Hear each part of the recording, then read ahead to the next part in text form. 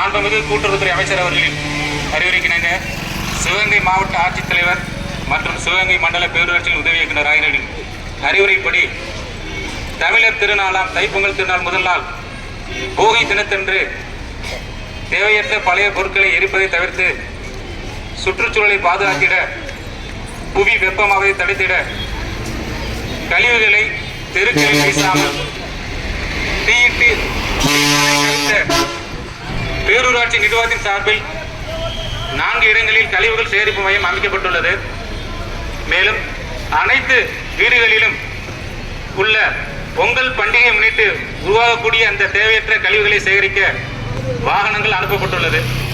பொதுமக்கள் இந்த அரிய வாய்ப்பை பயன்படுத்தி கழிவுகளை தெருக்களில் எரிவதை தவிர்க்குமாறும் தீயிட்டு எரிப்பதை அறவே மறந்து கழிவுகளை வாகனங்களில் ஒப்படைக்க வேண்டுமாறு கேட்டுக்கொள்ளப்படுகிறது.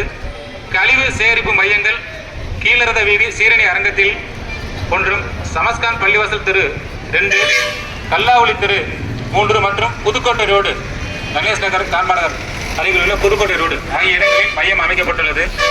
இந்த மையங்களில் பொதுமக்கள் தங்களது வீடுகளில் உள்ள தேவையற்ற சுற்றுச்சூழலுக்கு பாதிப்பு ஏற்படுத்தக்கூடிய அந்த பயனற்ற பொருட்களை ஒப்படைத்து தூய்மையான திருப்பத்தூர் நகர் உருவாவதற்கு தங்களின் பங்களிப்பை வழங்குமாறு அன்போடு கேட்டுக்கொள்கிறோம்.